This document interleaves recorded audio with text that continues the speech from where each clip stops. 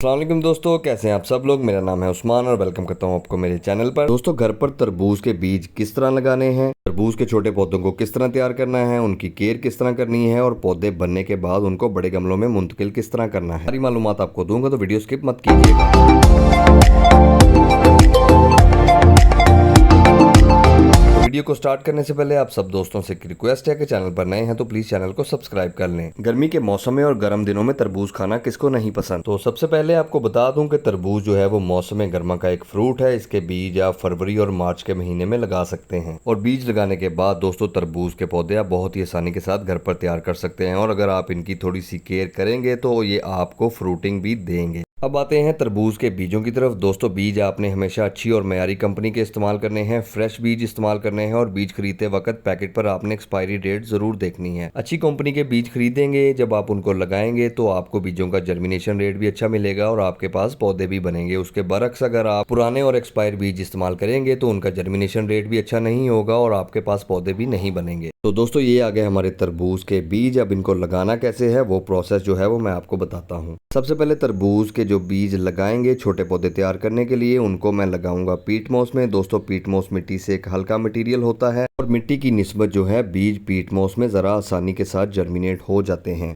पीट मोस क्या है, कहाँ से मिलती है, इसका यूज क्या है और इसके क्या फायदे हैं, इस पर मैं अलग से एक वीडियो बना दूंगा। बस एक बात याद रखिएगा कि बीज लगाने से पहले आपने पीट मोस को अच्छे तरीके से वेट कर लेना है, यानी कि नम कर लेना है। पीट मोस को जो है वो ट्रे में डालना शुरू करते हैं। अगर आपके पास सीलिंग ट्रे नहीं है तो आप प्लास्टिक के कप के नीचे सुराख करके उसमें पीट मोस डाल के भी बीज लगा सकते हैं। दोस्तों, मुझे और भी काफी सारी चीजों के बीज लगाने थे, इसलिए मैंने पूरी ट्रे तैयार की है। बीजों को लगाने के लिए सीलिंग ट्रे जो है वो बिल्कुल तैयार है। तो बीज लगाने के लिए आप अपनी फिंगर की मदद से ट्रे में आधा इंच गहरी जगह बनाएं। जगह आपने आधा इंच गहरी ही बनानी है क्योंकि तरबूज के जो बीज हैं वो ना ज्यादा बड़े होते हैं और ना ज्यादा छोटे, दरमियाने साइज के होते हैं, इसलिए आपने बीजों को ज्यादा गहरा नहीं लगाना है। बीजों की जगह बनाने के बाद सीलिंग ट्रे के जो सेल हैं तो हर एक सेल में आपने तरबूज का एक बीज लगाना है। तो दोस्तों, तरबूज के जो बीज हैं वो मैंने ट्रे में लगा दिए हैं। बीज लगाने के बाद आपने इनको बिल्कुल हल्के हाथ से पीट मोस के साथ कवर करना है और इस बात का ख्याल रखना है कि बीज जो हैं वो ज्यादा नीचे ना दब जाएं। तो दोस्तों, यहाँ पर मैं आपको एक जरूरी बात बताता चलूं। तरबूज के बीज लगाने के लिए जो पीट मोस मैंने इस्तेमाल की है उसको मैंने पहले ही पानी देकर अच्छे तरीके से नम कर लिया था। तो क्योंकि पीट मोस जो है वो पहले से ही नमी में है तो बीज लगाने के बाद आपने इसको कोई भी पानी नहीं देना। बीज लगाने के बाद अगला पानी आपने तभी देना है जब आपको पीट मोस की जो ऊपर वाली सतह है वो खुश्क नजर आए, तब आपने पानी देना है। बीज लगाने के बाद ट्रे को ठंडी और सायेदार जगह पर रख देंगे और इंतजार करेंगे कि इनकी जर्मिनेशन कब स्टार्ट होती है। तो दोस्तों, 7 दिन के बाद तरबूज के बीजों की जर्मिनेशन स्टार्ट हो गई है और तरबूज के छोटे पौधे बनना शुरू हो गए हैं। दोस्तों, ट्रे में मैंने टोटल 12 बीज लगाए थे, जिनमें से अभी 4 बीज ही जर्मिनेट हुए हैं, बाकी बीज जर्मिनेट नहीं हुए। लेकिन कोई बात नहीं, 2 से 4 दिन और इंतजार करेंगे, बाकी बीज भी इंशाल्लाह जो है वो अपनी जर्मिनेशन स्टार्ट कर लेंगे। दोस्तों, कुछ बीज जो हैं वो अपनी जर्मिनेशन जल्दी स्टार्ट कर लेते हैं और कुछ जो हैं वो थोड़ा लेट स्टार्ट करते हैं और आमतौर पर तरबूज के जो बीज हैं वो 7 से 10 दिन और 10 से 12 दिन भी ले सकते हैं अपनी जर्मिनेशन को स्टार्ट करने के लिए। तो दोस्तों, छोटे पौधे जो हमारे बने हैं, छोटे पौधे बहुत ही नाजुक और सेंसिटिव होते हैं, इनको आपने पानी साइड की तरफ से देना है, पानी खुश्क नहीं होने देना। और दोस्तों, जब तक तरबूज के ये छोटे पौधे थोड़े से मेच्योर नहीं हो जाते, जब तक इनके ट्रू लीव नहीं निकलना शुरू हो जाते, तो आपने इनको धूप में नहीं रखना, ठंडी और सायादार जगह पर ही रखना है। और आपको ये भी बता दूं कि मिट्टी की निस्बत अगर पीट मोस में बीज आसानी के साथ जर्मिनेट हो जाते हैं तो ये पीट मोस में उतनी ही आसानी के साथ मर भी जाते हैं। उसकी वजह ये है कि सीडलिंग जो ट्रे है उसमें लिमिटेड सी स्पेस होती है। दोस्तों, अगर आप इसको धूप में रखेंगे तो दोस्तों पीट मोस जो है वो धूप में बहुत ही जल्दी ड्राई हो जाती है और अगर ये ड्राई हो गई तो आपके पौधे मर जाएंगे। तो दोस्तों, तरबूज के बीज लगाए हुए 12 दिन मुकम्मल हो गए हैं और पौधों के ट्रू लीव भी निकलना शुरू हो गए हैं।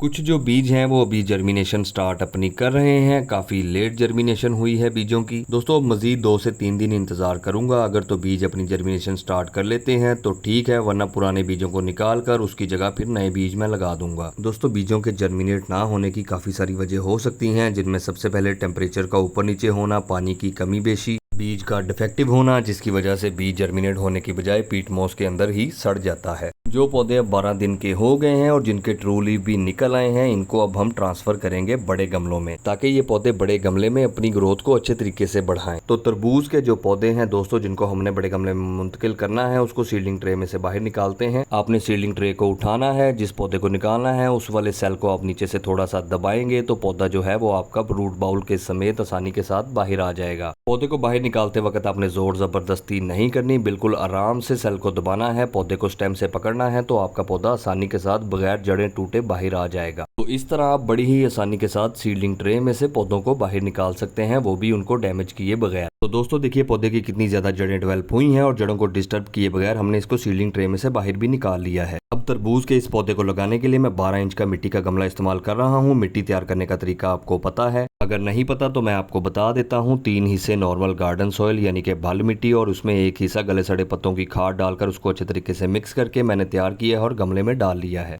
उसके बाद गमले के सेंटर में पौधा लगाने के लिए अपने हाथ की मदद से जगह बनाएं। जगह बनाने के बाद जिस जगह पौधे की रूट्स ने आना है वहां पर अगर आप थोड़ी सी खाद डाल देंगे तो पौधे की जड़ों को जो है वो इंस्टेंट एनर्जी मिलेगी। इस तरह जो पौधा आपने ट्रांसफर किया होगा उसके मरने के चांसेस जो हैं वो कम हो जाते हैं। पौधे को बनाई हुई जगह पर रखने के बाद अच्छे तरीके से आपने उसको मिट्टी के साथ कवर कर देना है। कवर करने के बाद अपने पौधे की स्टेम को अपनी फिंगर्स के दरमियान में रखकर जेंटली नीचे की तरफ दबाना है, प्रेस करना है, ताकि पौधा जो है वो गमले में अच्छे तरीके से स्टैंड हो जाए और स्टेडी हो जाए। तो दोस्तों तरबूज के पौधे को सीलिंग ट्रे में से निकाल कर हमने बड़े गमले में सक्सेसफुली ट्रांसफर कर दिया है और हमारा काम जो है वो ऑलमोस्ट खत्म हो गया है। पौधे को ट्रांसफर करने के फौरन बाद आपने गमले को देना है पानी, ताकि पौधे की रूट्स को ट्रांसफर शॉक कम से कम हो। पहला पानी आपने ज्यादा देना है, उसके बाद आपने तभी पानी देना है जब आपको गमले के ऊपर वाली जो मिट्टी है वो खुश्क नजर आए। दोस्तों ट्रांसफर करने के बाद अगर आपको पौधा झुकता हुआ नजर आए तो उसको आपने सायेदार जगह पर रखना है। 2 या 3 दिन बाद पौधा खुद ब खुद स्टैंड हो जाएगा। जब पौधा मुकम्मल तौर पर स्टैंड हो जाए फिर आप इसको फुल सनलाइट में धूप में रख सकते हैं। दोस्तों तरबूज की इस वीडियो में इतना ही। अगली वीडियो में आपको बताऊंगा आपने इसकी केयर किस तरह करनी है, इसको फर्टिलाइजर और खाद किस तरह देनी है और इसको फ्रूटिंग पर किस तरह लेके जाना है और इससे बहुत सारा फ्रूट किस तरह हासिल करना है। तो दोस्तों वीडियो पसंद आई हो या आपको किचन गार्डनिंग के हवाले से वीडियो से कुछ भी नया सीखने को मिला हो तो वीडियो को लाइक कर दें, मेरे चैनल को प्लीज सब्सक्राइब कर दें। आप लोगों के सपोर्ट की बहुत जरूरत है। सब्सक्राइब करने के बाद बेल आइकन को जरूर प्रेस कर दें ताकि मजीद आने वाली वीडियोस का नोटिफिकेशन जो है वो आपको सबसे पहले मिल सके। तो दोस्तों आप सबसे लेता हूँ इजाजत, बहुत जल्दी आपसे मुलाकात होगी इंशाल्लाह नेक्स्ट वीडियो में। तब तक के लिए अपना बहुत ख्याल रखिएगा। खुदा हाफिज।